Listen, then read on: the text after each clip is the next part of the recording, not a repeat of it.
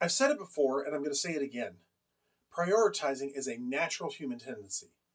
If I ask you where vanilla ice cream falls in your chart, it might be a middle of the line one, it might be lower, it might be higher. But vanilla ice cream's kind of like we say vanilla, meaning mediocre, meaning standard, meaning baseline. So for some people, if I ask them where chocolate ice cream would fall, here's our vanilla, they might say, hey, chocolate I like better. I mean, I tell you, the chocolate brownie triple fudge thing that I had the other day was pretty darn good. I would have definitely put that up here. But at the same time, I love me a good vanilla with a nice trickle of white balsamic vinegar on it. Delicious. Anyway, but if I was to say garlic ice cream, you might say, boom, way down here. Or maybe for you, chocolate is down below vanilla. But whatever your scales and rankings are, we are naturally good at prioritizing.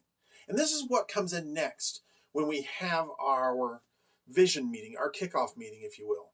And this is the meeting, again, where we've got everybody in place. We've already gone through and posted the feature ideas on the walls, and the requirements for them have been started to be established by the technical team. The technical teams even put in some of their own features that might not be functional requirements, but will be required to actually get the things done.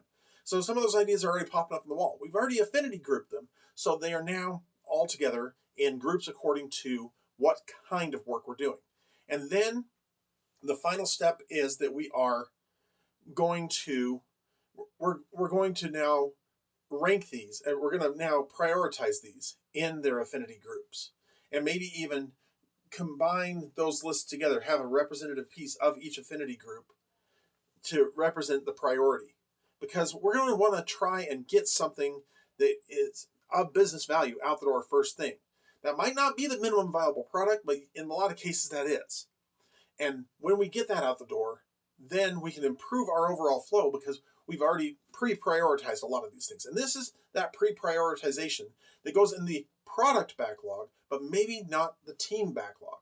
The product owner is the one who actually gets to make that final decision. But this is the point where the product owner begins discussing with the stakeholders what's important to them. And the product owner really kind of takes lead on this part. But the product owner then can now move things forward and start populating what are our first three priorities into the backlog, and then go from there. This gives us the opportunity to be able to start pulling the most important thing in first and make sure that the most important thing gets worked on first. And that might be some foundational stuff. It might not. We have to try and figure it out.